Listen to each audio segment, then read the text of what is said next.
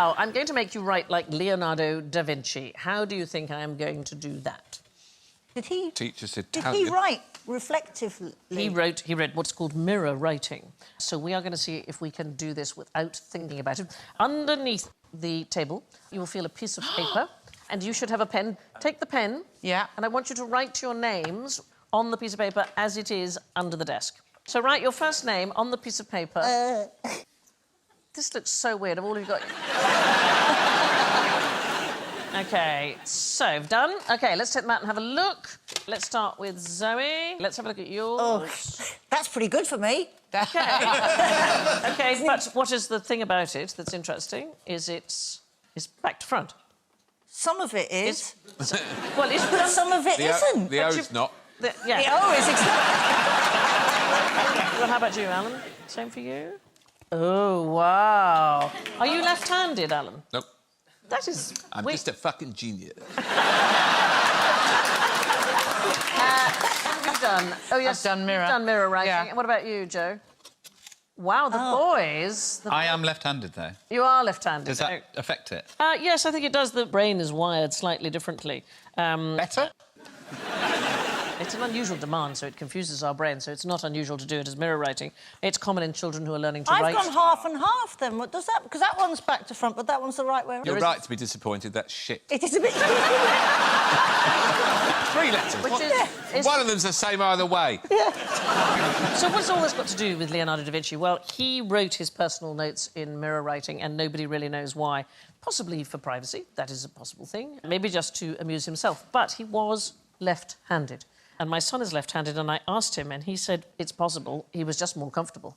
When the pen goes away from the body, as it does for a right-handed person when you're writing, it just feels better. Well, no, also, I found when I was at school, particularly when you're using a fountain pen, that you smudge it as you go over it. Yeah. So that's... He was smart, wasn't he, Leonardo? Yeah, well, I think we haven't given him enough credit.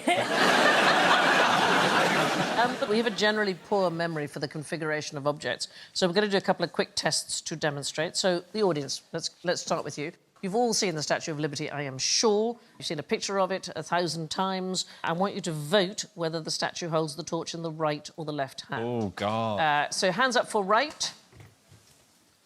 And hands up for left. Well, I think left pretty much had the edge there, and the answer is it's in the right hand. OK, let's try the panel. So we see fonts all the time now, that's the thing. Which of the 4 lowercase g's written on the screen is correct? Number 1. 3. 1, 3, any more? 1 and 2. 1 and 2. 2. Well, let's have the audience vote for number 1. Hardly anybody. Number 2. Quite a lot. Number 3. Even more. Number 4. Oh, 2. Well, so none of us can really remember. The answer is number 2. Number 2 is the correct way, yeah. But these are things we see all the time, and we have an inability to correctly recall the configuration of things. Now, if you are pregnant, what is the best way of inducing labour? Oh, I know. Vote. Have a curry.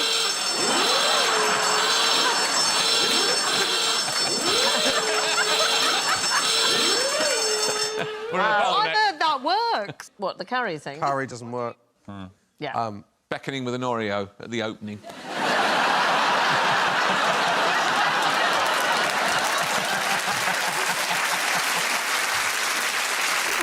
Wow, weirdly, all the studies we looked at, that wasn't one that came up. No? Right? No. Come on, come on. There's lots of myths about how to get labour started in pregnant women. The most common ways are walking, sex, ingesting spicy food, and nipple stimulation. So, sex does not work. This is not a general statement. It's... they did a study of about 1,500 women. It doesn't work, makes no difference. There are no studies which deduce that spicy food or even walking definitely would work. I love the fact that studies, like they've been giving pregnant women curries, hotter and hotter curries. Yeah. Nothing. Take it up to a file. Is it coming? No. Women who say it does work, it may be something we call confirmation bias. So you know it's supposed to help to have curry, and therefore you say that was a factor, but it's very unlikely to be true. Castor oil, raspberry leaf tea, there's all sorts of things. There was that woman that went into labour after watching Michael McIntyre. Was it Mrs. McIntyre? Was she watching him do stand-up or just watching him she from was his garden? Just watching him. The one thing that does seem to work, nipple stimulation. Now, this... Oh, it's coming! So here's the weird thing. This is from the study, OK? Women whose nipples have been stimulated, so rolled between the fingers, for 1 to 3 hours a day. This scientist needs locking up. Oh! Who can be bothered to do that? And it has to be one nipple at a time, or 33% more likely to go into labour within 72 hours, or kill you, I think. According to the largest study on the subject, this stimulation also reduces the risk of heavy bleeding after delivery by 84%. So this is the thing. Top tip. Really? Top tip, nipple stimulation.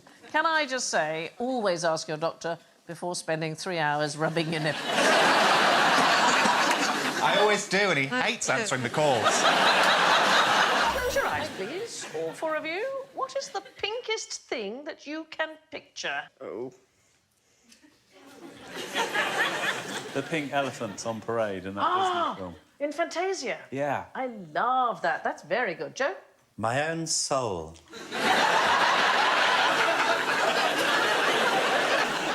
Alan? Pinkest thing you can think of? I'm not giving you my first 2 answers.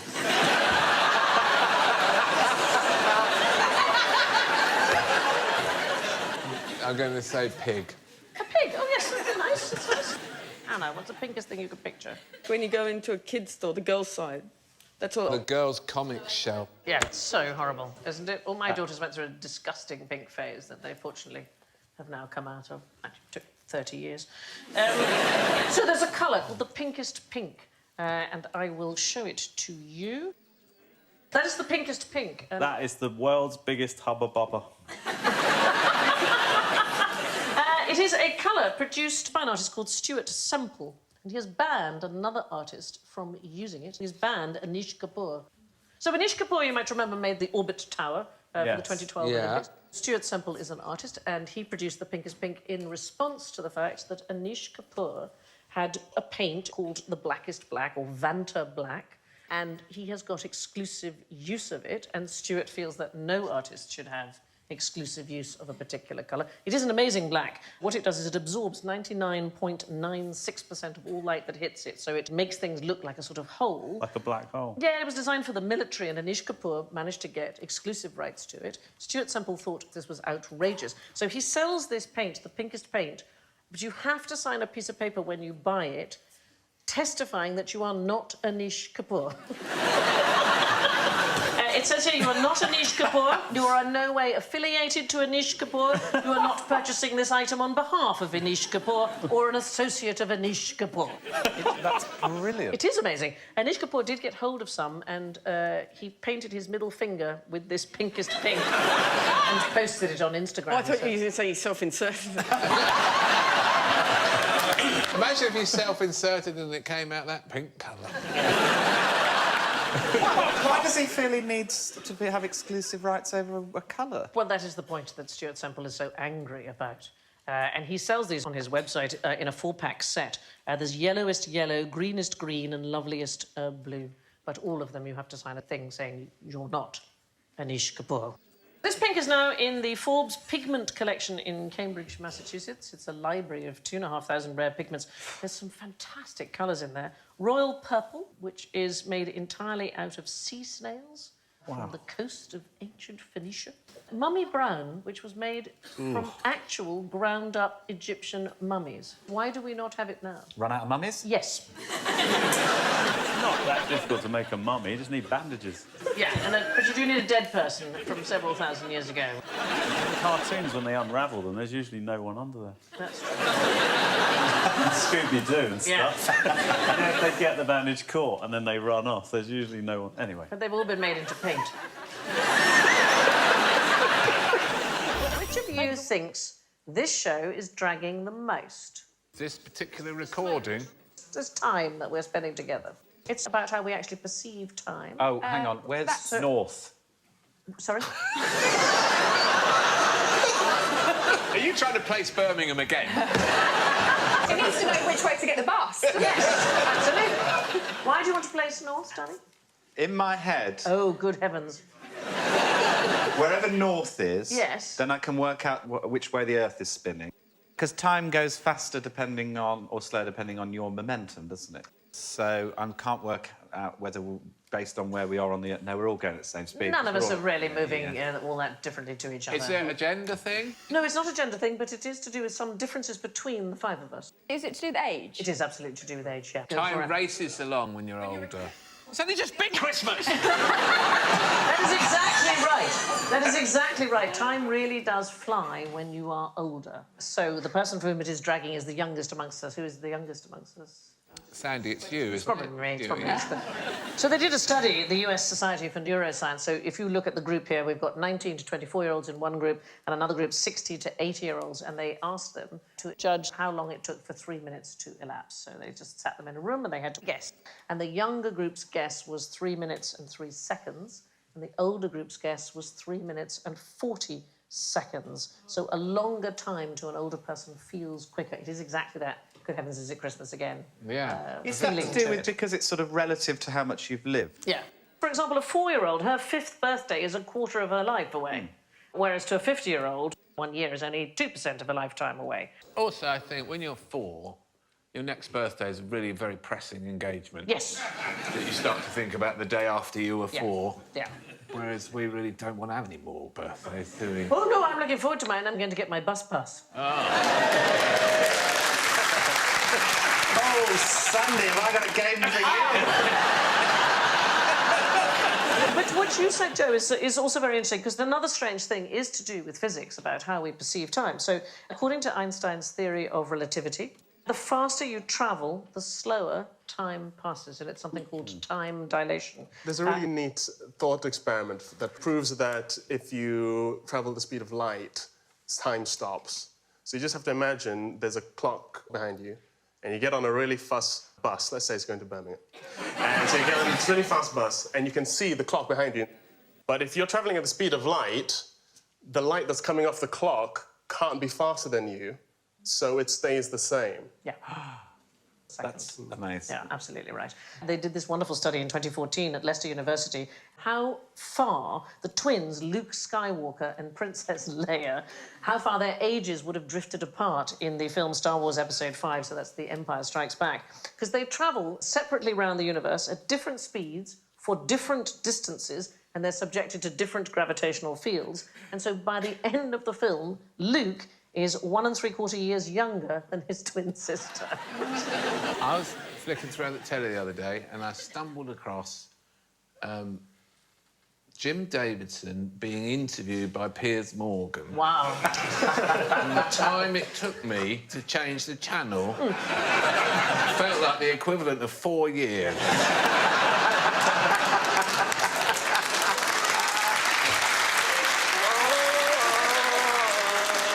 Right, we start off with how many oceans are there on Earth? Oh, no. 6, I can count them. First time on the show. Straight into that trap. Any more? 5. Oh. What? 1? 1 is the correct answer. Well, they're all joined, aren't they? That is the reason, indeed. According to America's National Oceanic and Atmospheric Administration, there's only one ocean. It's the world ocean. It covers 71% of the world's surface. So, to make it a bit more convenient, they divide it into 4 smaller oceans: the Pacific, the Atlantic, the Indian, and the Arctic. And the US Board on Geographic Names recognises the southern, that's the Antarctic Ocean, as a 5th, but the International Hydrographic Organisation has not yet approved it, and I imagine there's going to be a fight. Largest ocean in the solar system. Anybody? In the solar system? What do we reckon? Well, it's not going to be an ocean with water in it, is it? Well, that is the thing that we do not know. It's one of the moons. Is it the one? Yes. Eucalyptus. What's it called? Titan. It's bound to be Titan. That's the only moon. Euripides? Europa. Europa. So I'm going to give you an extra point for that because, yeah, very good. Absolutely. It's Jupiter's moon, Europa. The Hubble telescope has detected a water plume which is 20 times higher than Mount Everest. So Possibly there is 3 times as much water on Europa as there is in the world ocean. If it's water. Well, it's hard to We say. don't know what could be custard. Famously, Jupiter custard. If it's custard, where were the eggs sourced? Are you worrying about the organic nature of Jupiter? No, I wouldn't mind if it's sort of powdered custard, but either way, you've got to think, where's the vanilla come from, the eggs? Got to think about it scientifically. Well, because that's one of the things that means it probably isn't custard. Yes. That's why they've jumped to water. I'm examining it properly. Please don't let this be caught by you, this system that David employs. I like powdered custard. How does this happen to me? We have set up a Rembrandt painting to the side of the studio with an alarm system. So there you are, there's our alarm system. OK? What I'd like you to do is to see if you can steal it without waking the guard. Good luck. Why me? Joe. Yes. Good luck. Yes. We're all counting on you. I'm doing yoga, so that might help. He's very like Tom Cruise, isn't he? Yeah, do well, Joe. Joe, they're definitely lasers. That is not gaffer tape. Don't listen to them, Joe. Keep moving.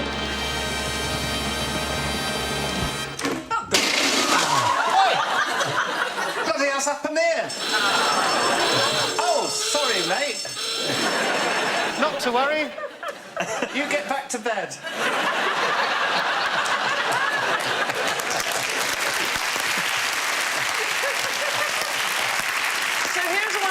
That galleries in the United States have discovered that one of the cheapest alternatives to high-tech systems is just to put marbles at the back of the frame. And ribbons for lasers. Yeah, obviously ribbons for lasers. And that way, if you take the painting off, they fall down, and immediately you know that the painting is being stolen. Why don't they just get guards who've had enough sleep? Well, most real-life art theft is not like the movies. It's not meticulously planned, and it's often prompted by a lack of security. And that seems to be a really cheap alternative. You just put the marbles at the back, you move the painting, the marbles fall down, everybody hears that you're trying to nick the painting. Sounds very Scooby-Doo. It does sound like it, and I have to say, we don't know which galleries are doing it, because, you know, that would give it away. I know how we could find out. It's a tough decision. You got a painting, and then you think, oh, but I do like marbles.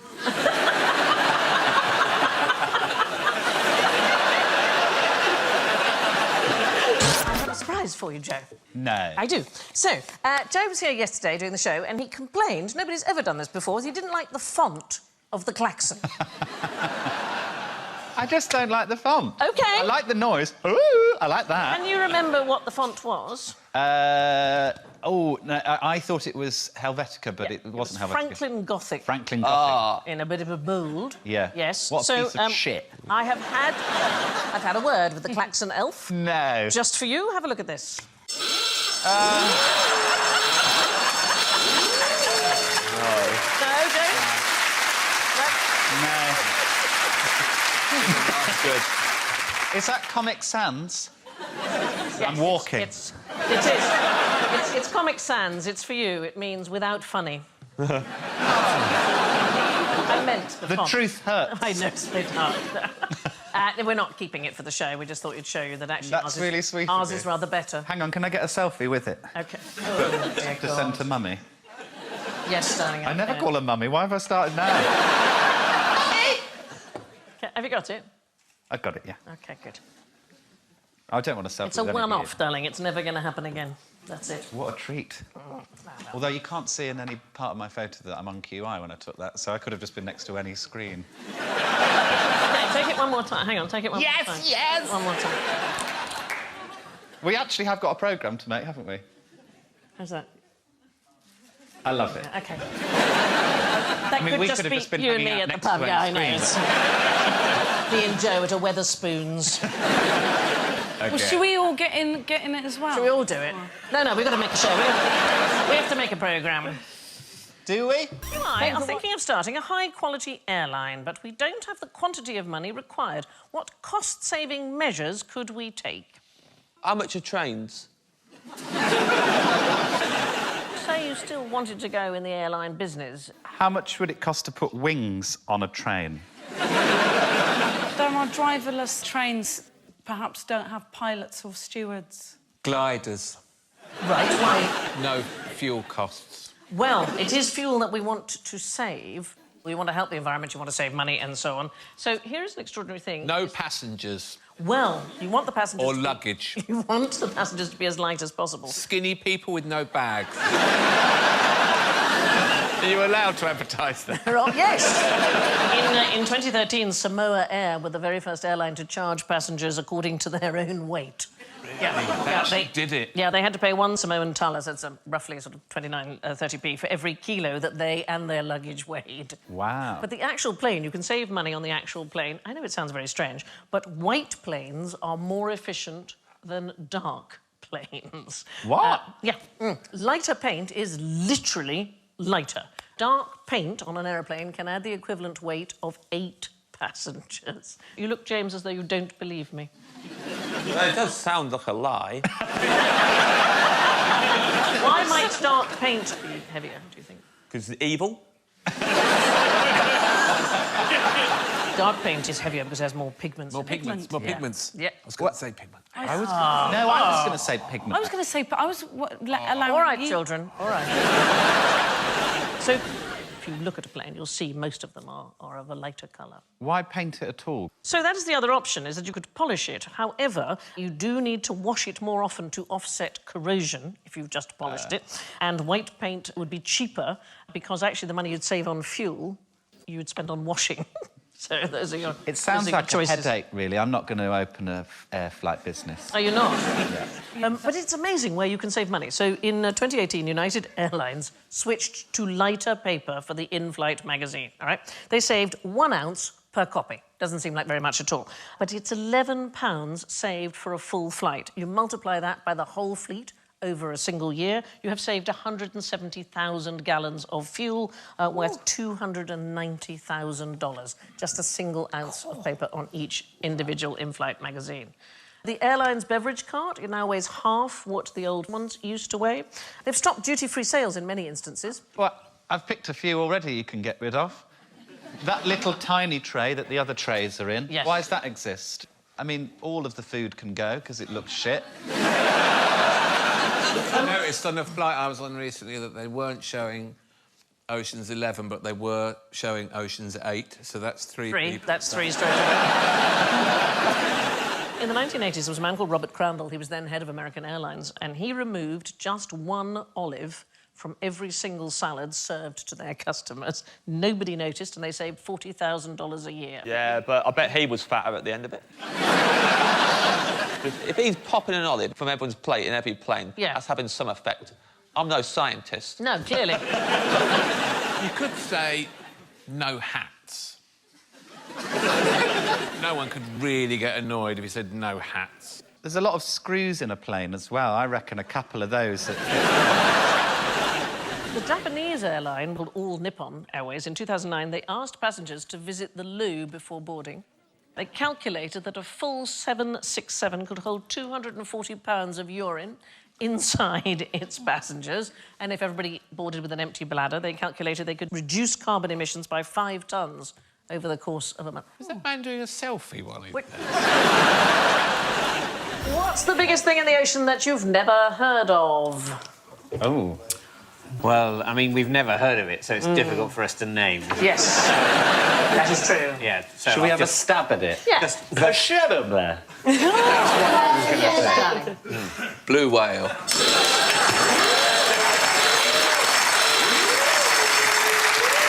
I mean, they're astonishing, up to 98 feet, 170 tonnes, but I want one you've never heard of. Red whale. It's called the ocean sunfish, the common molar. It is essentially a giant head covered in mucus. Oh! We've all been there. I went scuba diving one time in Australia, and when I got back on the boat, the pilot of the boat said, "Got a little bit of in your mask there, mate." And my mask was full of snot. I mean, it was an extraordinary amount of snot that I couldn't understand that had been in my head in the first place. So you were like one of these? You were like one of these? Yes, I was. It's covered in mucus. Covered in mucus. They spend most of their time sunbathing on the surface of the ocean. One of these adults can literally weigh a ton, and they grow to be 60 million times heavier than their larvae. So that would be like a human baby becoming an adult the size of 6 Titanics. They have a grey, round body and rough skin, feels a bit like sandpaper. The Germans call it the schwimmende Kopf, the swimming head. And they apparently have a permanently surprised expression. They have a mouth that never really closes. And they're very docile and very curious and friendly. Tierney Tice, who is the world's leading expert, describes them as goofy. She says that when she goes to try and tag one, they stick their fin out of the water and wave like going, "Hi, I'm over here." The middle one looks like he's about to start a fight on a night out. He's like, "Oi, oi, apparently, they're just not aggressive in any way. There's only one human death attributed to a molar, and that's a man who was accidentally flattened by one leaping. What size are they then? About 6 foot by 8 foot, but really it's like having a car come at you. It's like a sort of Cadillac. God, they are big, yeah. Where would you find one? Isle of Wight. Yeah. In fact, the Isle of Wight is one big one. They like it warm, darling. Right, warm. You're not going to find it around the British coast. They're very strong swimmers, and they can dive down to a fantastic depth, 2,600 metres.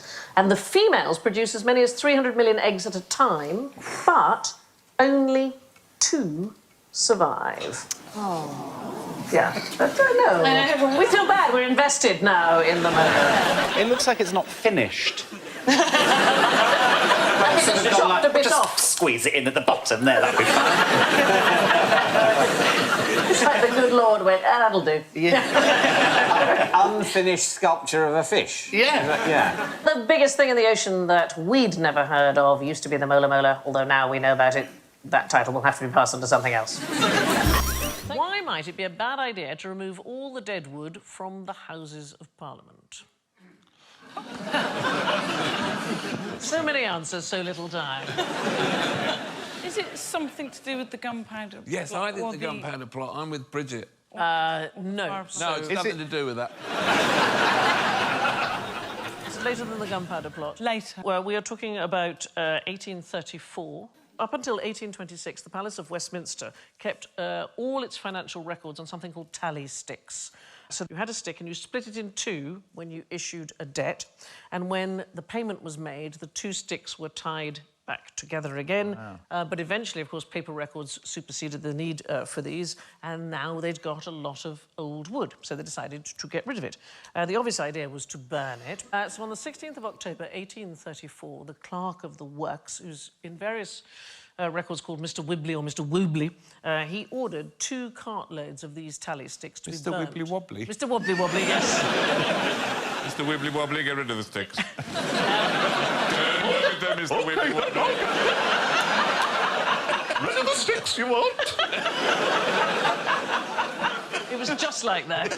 Like Christopher Butterslip. Yes. I've got a character act called Christopher Butterslip. He drops everything, doesn't he, Christopher Butterslip? Yes, he's got very slippery fingers, and his his catchphrase is "Whoopsie plops." What's his job, Christopher Butterslip? Oh, he's an auctioneer. That's fantastic. This Ming vase. Yeah. So Mr. Wibbly Wobbly decided to burn 2 cartloads of these tally sticks in the basement staves at the Palace of Westminster, and the resulting fire burnt down both the House of Lords and the House of Commons. What an idiot, Mr. Wibbly Wobbly. Didn't feel good about it. He should have known. Yeah. What have I done? Who did you entrust this job to? Now, don't get angry. It better not have been Mr. Wibbly Wobbly. So the chimneys had not been properly maintained. In those days, we're still talking about children going up chimneys, and they had cut footholds into them. There was a lot of residue, and the copper linings of the chimneys actually caught fire, and it spread eventually to the entire wooden interior of Parliament, and there was no fire brigade at the time. So everything was run by the insurance company. It took 5 hours for the fire boat to get to the House of Parliament because the tide was wrong. It was the largest fire since 1666. Turner painted several canvases of the disaster, and Constable, too, sketched it sitting in a hansom cab on Westminster Bridge. Did they have to rebuild the whole shebang? Yes, that's when we get the designs that we have today, with Charles Barry and Pugin. Big Ben and everything? Big Ben and everything, yeah. So Wow. Well, apart from Westminster Hall. Westminster Hall was saved, so parts of it are 1,000 years old or more, and it only was saved because the wind changed. What's the scariest thing about this?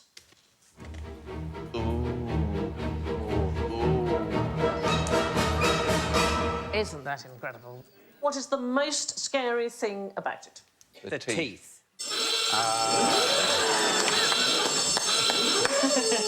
The fact that they can't go backwards. I'm sorry, that takes them a bit long to type.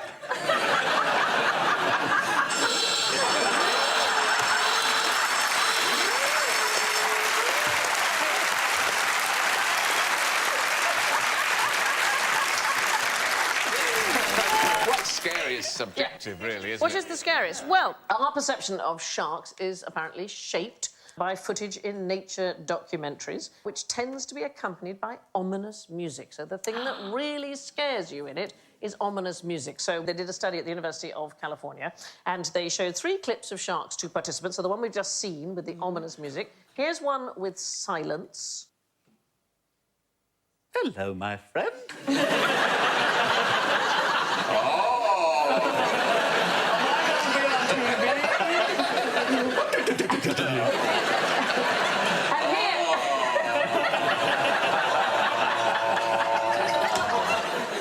Have a look at this.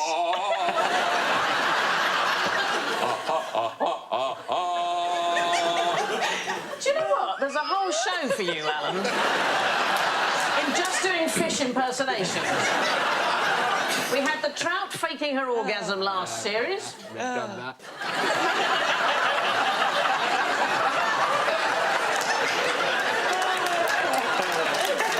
Different orgasm, same trout. Can you do shark who then has an orgasm? Can you combine?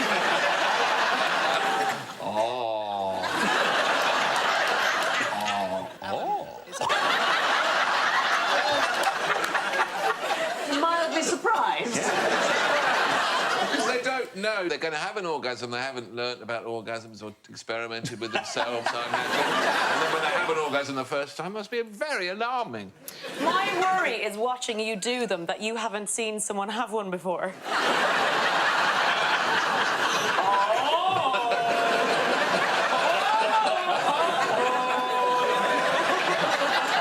When they do it for the second or the third time, then they're much more...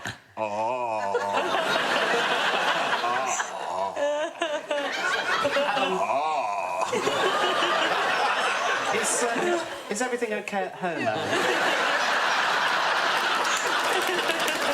Anyway, let's have a look at the same clip with uplifting music.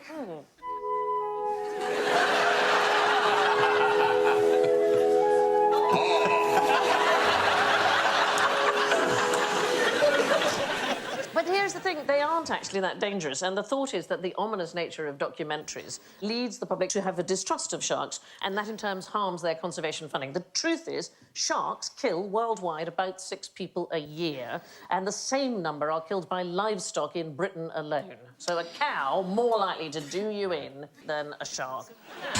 What can you tell me about the authors of these poems? Joe, read this one out for me, darling. Man with the broken blood, blue glass and gold. Tell me that story that my mother told. The story started with your perfect smile, just after you began to come a while. OK, that's lovely. Let's do another one. Alan, you could maybe read this one for me, darling? The frozen waters that are dead are now black as the rain to freeze a boundless sky, and frozen ode of our terrors with the grisly lady she'll be free to cry. OK. What is wrong with both those poems? What shit. Yes. Is the correct answer. They were both written by... What do we reckon? A bad poet. No, they were written by computer. They were written by a computer program. So there's a man called Jack Hopkins, he's a researcher at the University of Cambridge, and he fed huge amounts of poetry into what's called a deep learning program to teach it to produce its own, and that is what the computer came up with. But I have to say, in terms of bad poetry, we don't need any help, do we? I think human beings are perfectly capable. Anybody know who's widely considered the worst poet in the English language? Ed Sheeran. I rather like Ed Sheeran. Why does he do that funny thing with his hair? It's just being ginger. That's a mistake. William McGonagall, probably considered the worst poet of the English language. Lived 1825 to 1902. One of my favourites, his ode to the Tay Bridge rail disaster of 1879. Terrible disaster. A bridge collapsed under a train during a storm. It killed everybody aboard, and he wrote, "And the cry rang out all o'er the town. Good heavens, the Tay Bridge is blown down." So it's just so beautiful. I know. This is arguably bested, or possibly worsted, in 1873 by a British Museum employee called Théophile Jules-Henri Martials. Here's his poem, A Tragedy. It's considered one of the worst poems of all time. These are the final lines. I can dare, and let myself all run away with my head and stop, drop, dead, plop, flop, plop. I've often wondered what I wanted read at my funeral. Isn't it perfect? Before the show, I asked everyone to write a poem to see if we could beat Mr. McGonagall, or indeed Théophile. So I've got one. Here we are. What would we be without Alan? Totally unbalanced. That's where... It's a haiku. Do you like it? Yeah, very much. Yeah, it was written by my agent. I hadn't got time. You want to begin? I've written a haiku as well. Oh, go for it, darling. First time on QI, must not swear and let mum down. Piece of fucking piss.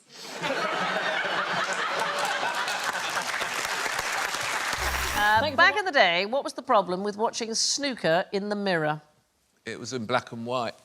Well, that is in a way correct.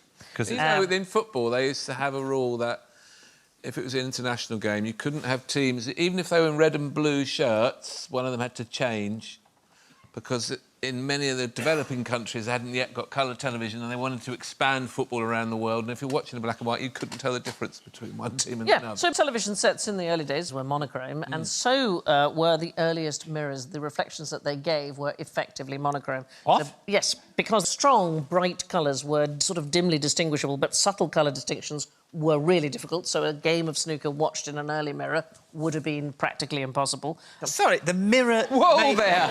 The mirror made things black and white. So the earliest mirrors are made of volcanic glass. It's something called obsidian. Have a look in this, Stelling, and you will see. So you have to imagine this is before the invention of being able to put silver on glass. Before the invention of snooker, surely.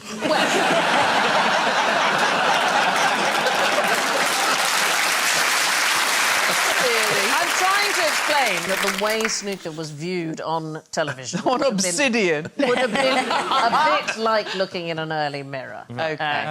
Here you are. This is a piece of volcanic glass. It's naturally occurring, and that's a piece of obsidian glass up there.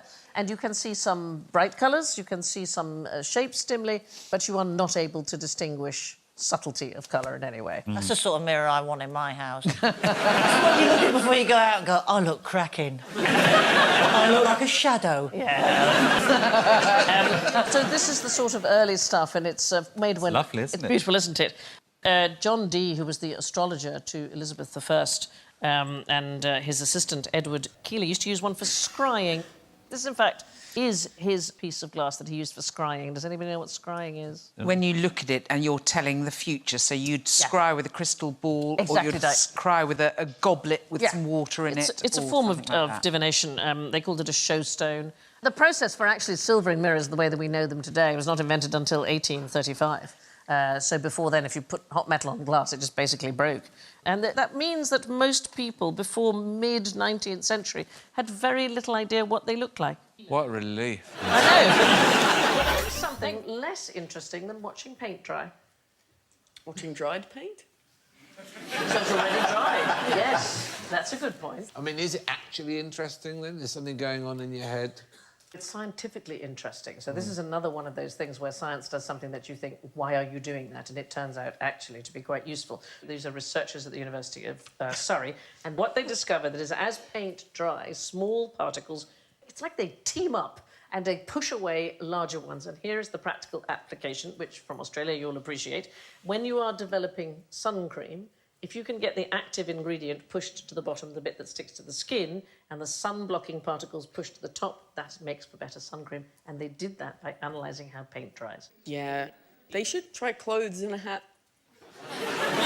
Yeah, that would be a more sensible way. You think that's... And a roof, and just wait till night. Later in the day. A filmmaker called Charlie Line, and in 2016 he crowdfunded a film called Paint Drying, and it consists entirely of white paint drying on a brick wall for over 10 hours.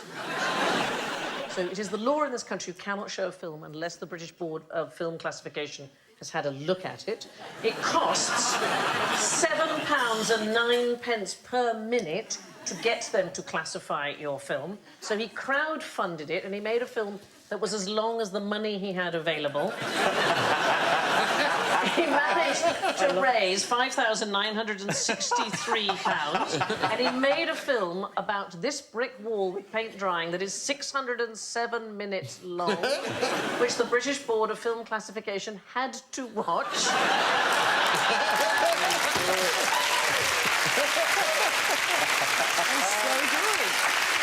Anyway, if you'd like to see it as a U classification, just in case. We should have just flashed up some porn in the last second. Or like a murder, like just blood at the very end. But it is an offence for cinemas to show films with an age restriction to children. We'd like to see the paint drying film, please. The defining characteristic of Nazi toothpaste. Whitening, frightening, depending where you put it, very tightening. Well, it's gone. You must have got your hemorrhoid cream mixed up with your Savalon. No. No, I've never had hemorrhoid cream. No, that must be awful. In America, they have hemorrhoid aisles in the chemists. I was in a chemist in New York, and there was a whole aisle dedicated entirely to hemorrhoid cream. Really? You've been in the pile aisle? I've not discussed this on TV. No, do it for us. So I had suspected hemorrhoids. Congratulations. So I phoned up the doctor. And he went, what? And I was like, can I get an appointment? I think I've got hemorrhoids. They were like, oh, we've got to do over-the-phone consultation. The doctor will phone you back.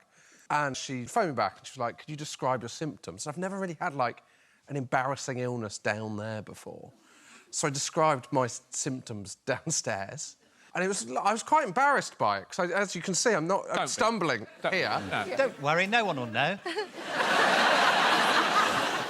And then I got to the end and she went, are you the comedian, No. Josh Whittaker? Oh, I had somebody ask me that while I was having a colonoscopy. What, they asked you if you were Josh Whittaker? Yes.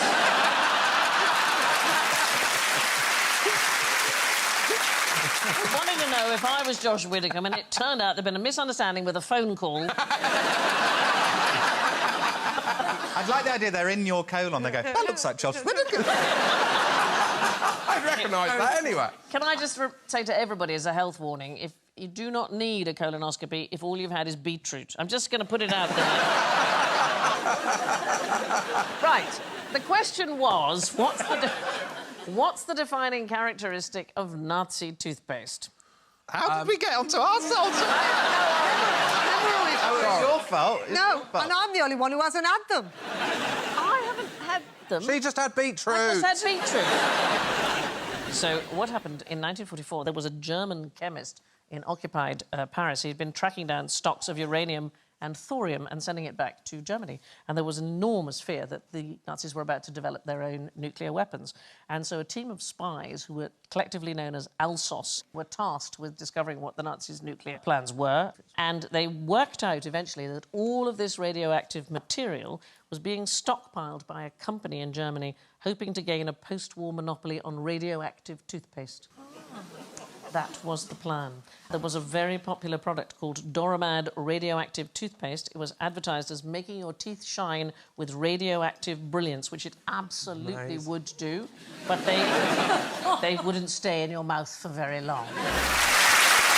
Now, before we start, I happen to know that one of you encountered a lot of radioactive material when you were a child. Do you know who it was? Warning! Yes, Josh. It was me. It was you. You were What a start! positively glowing. Why is that? Because I was bitten by a radioactive spider. No, I grew up on Dartmoor, and there was radon. Yes. So we used to have these radon detectors. Yeah. That I had one in my room that was like a kind of plastic yellow thing that would kind of sit on a shelf and would tell you if there was radon. Do you really believe that? It sounds like some toy your children... I'm now starting to question whether my parents just... mucking about. Yeah, were taking the piss, yeah. No, but you're right. Especially the middle of Dartmoor is the worst place in the country for radon. Is that why he's so small? You know that radiation causes mutations. Yes, the largest source of radiation that the UK public gets comes in the form of gases radon and thoron, and being in the middle of Dartmoor, that's absolutely the worst place. Now, you two are the Birmingham team. You both grew up in Birmingham. It's actually an island of low radiation. It's very low risk, a bit like Essex. Should we be proud of that? Yes. I love Birmingham. I think Birmingham's fab, yeah. Yeah, I do as well. I love the canal. I think the canal's fantastic, no? Really? We used to go on canal holidays to Birmingham? To Birmingham. God, he is mutated. You live in the most beautiful county in England and you go to Birmingham on your holiday. It was a real refreshing change, actually, to see people. But my dad would say the great thing about Birmingham for canal holidays, it's got more miles of canal than Venice. That's true, it Which has. implies he'd considered Venice. Josh, do you know why residents in Devon and Cornwall are exposed to quite as much radiation as they are? No, I don't. It's the ground rock. It's largely granite. Granite. So the granite contains small amounts of uranium that decays and that produces radon. And you can be exposed to as much as 7 millisieverts of radiation per year. So that's the same as having a CT scan. It's the same as taking 85 transatlantic flights. It is weirdly the same as eating 70 kilos of what, do you think? Granite. Brazil nuts. Oh, I eat so many Brazil nuts. They contain quite a lot of radon because they have very deep roots which can get right down into the soil that's high in radium. What's an unsafe amount of Brazil nuts? I mean, I think anything under 70 kilos you're probably going to be okay. Based on what you are wearing, who's probably going to win tonight's show? Joe. Joe, why? Joe, because he's Mary, and Mary is the star of the show. Well, actually, you have got it right. That is right. But why do you think that might be? Because I'm so clever and gorgeous. Well, I present a religious show on Sunday mornings, so I know that there was a piece of research that tried to map the parts that people played in the school Nativity with lifetime success. But I can't remember who came out best. So they did a survey in 2019 and they asked 2,000 people what parts they had as children, and then they had a look at their lives and see how it worked out. Now, people who played oxen ended up earning the most. No. Yes. So twice as much on average as those people who played lambs or sheep. OK? Wow. Mary's most likely to be content with their adult life, with Joseph's coming second. Mary also had the most social media friends. So the most popular. OK? At Joe Lycett, if you want to follow me. Yeah. The person with the fewest social media friends, the narrator. Way behind. Narrator's just always annoying, aren't they? And narrator most likely to work in education and enjoy horse riding. I mean, what are the chances of these things? The donkey most likely to work in IT and do gardening and enjoy puzzles. The angel Gabriel most likely to work in marketing and communications. What were you in the Nativity? I was the star. And when I say that, I don't mean I had the main part. I played the actual star. I just wore a twinkly headband and appeared over the stable like that. Yeah. It sounds slightly creepy. Yeah. I think it is a bit creepy. You know, it wasn't actually a star. What? I'm just going to say this. It was Uranus, Sandy. Wasn't it two planets close together? Isn't that the theory? Yeah, absolutely. Yeah, it's an unusual occurrence, isn't it? But if Joe is Mary, you are more likely to win the show, partly because Mary earns more than the average, so about 39,000 a year, whereas the angels about 25, wise men about 26, shepherds 29, and has the most social media friends, so likely to be the most content, therefore likely to be the luckiest, therefore most likely to win the show. So the trouble is, all these parents now going to the Nativity, already looking and going, oh, no, they're a shepherd, they're going to be useless now, have no career, no life, nothing. I'll be very happy in marketing. What can this fish do that a baby can't? Stay underwater? Yeah, swim underwater is absolutely true, yes. There used to be a myth that babies could do that, but that is not believed. No, I learnt that out the hard way. Yeah.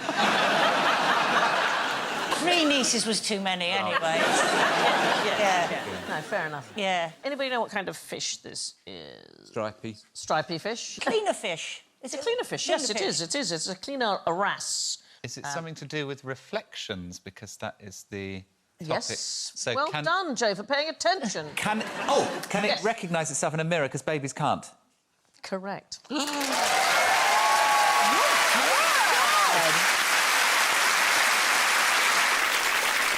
It's one of the very few animals, in fact, it's the very first fish to pass what's called the mirror test to recognise its reflection of itself. How do you test that? Well, so what you do is you mark the animal in a place where it can only see the mark in a mirror. So, for example, the forehead would be a good place, and then see whether or not it observes it and whether or not it tries to scratch it to remove it. We'll have a job, though, Sandy, won't it? Trying to scratch that off with no hands, what?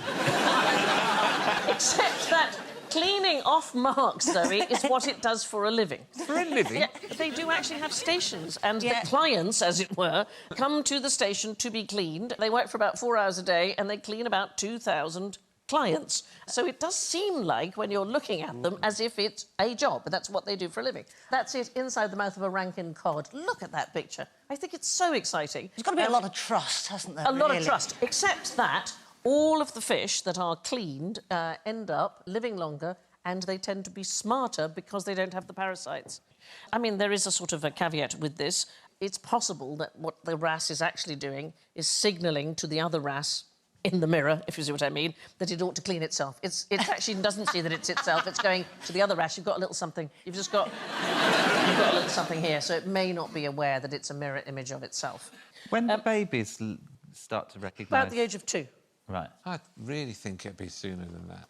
My daughter, she knew the way to the city farm when she was 1.5. Was she trying to get away? She was. There's actually very few species that pass the test. Great apes mostly do, but not gorillas. And what I love is that animals do exactly what humans do when they discover a mirror for the very first time. First of all, an animal would look behind it to see if there's an animal behind it, and then they'll do funny movements, like we do in the fun fair, to see what it is. And then they will indulge in the same behaviour as an office worker left alone with a photocopier. Well, see parts of their body they've not been able to look at before.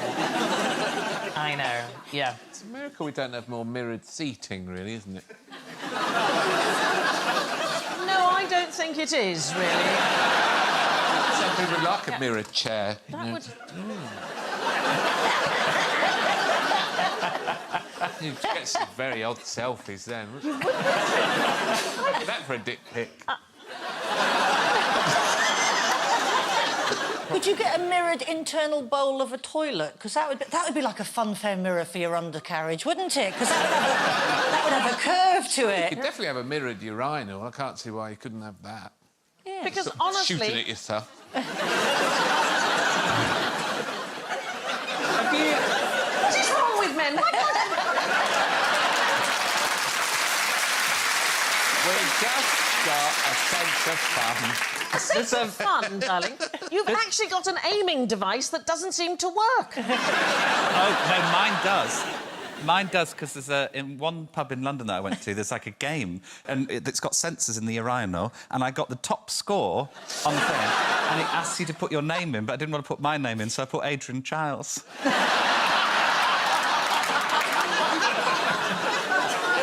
There's a pub in central London where Adrian Chiles has got a real reputation. What is the biggest thing you could buy with £1? Is it a whale?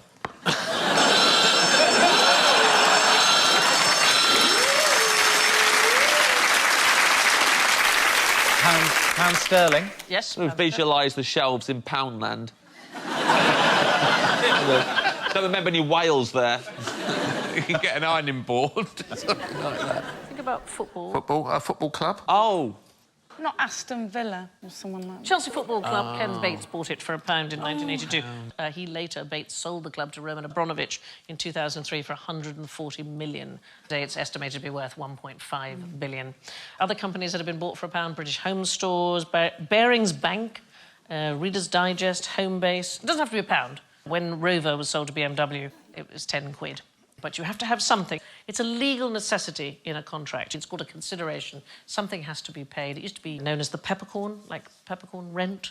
Bath University still pays an actual peppercorn to the city as ground rent. What? Yeah, it's... What? How does that Have you work? woken up? What's happened?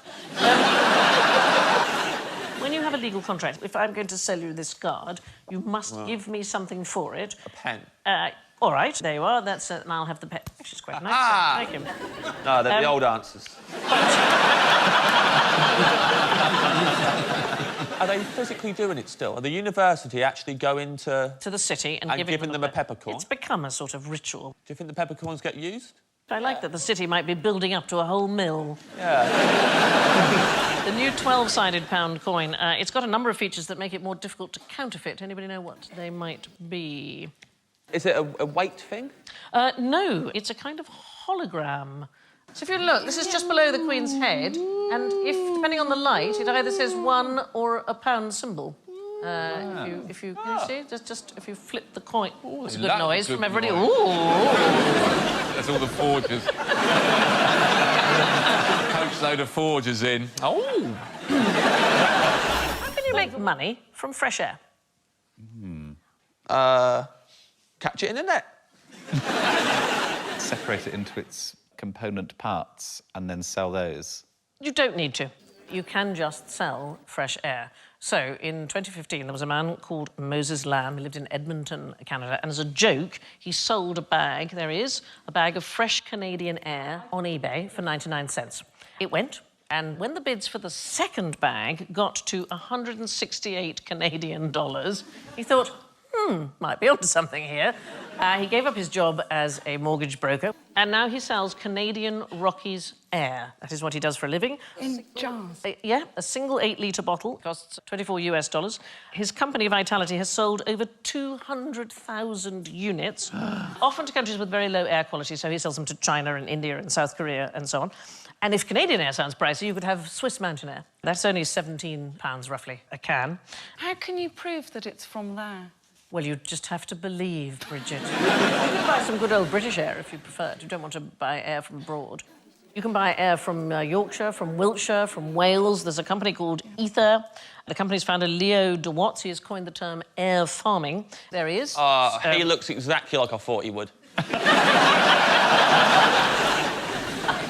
It's completely pure air. It is actually collected in Somerset or wherever he happens to be. It's just scooped up and sealed. It's just a lot of money for a jar, isn't it, really? Yeah. Now, because we like to really go the full extra mile for you, all our elves have been all over the world collecting for you special fresh air. They haven't been opened. So, Jo, would you want to open yours, darling, and see where you think that comes from? Wigan.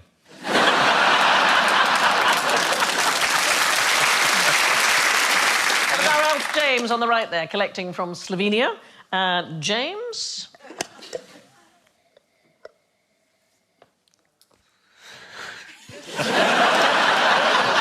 What are you getting? Notes A jar. It's just a jar. Heavy notes of jar. It's come the furthest, actually, though. Really? Brazil. It's come from Tasmania. That is Anna leaping there to collect air from Tasmania. Smells less fresh than the studio does. Is it? I'm actually going to capture some studio air, and this will be available on eBay when the show goes out. QI air. Mine is unmistakably Scottish Highlands. What have you got, Bridget? Sorry, we're seriously...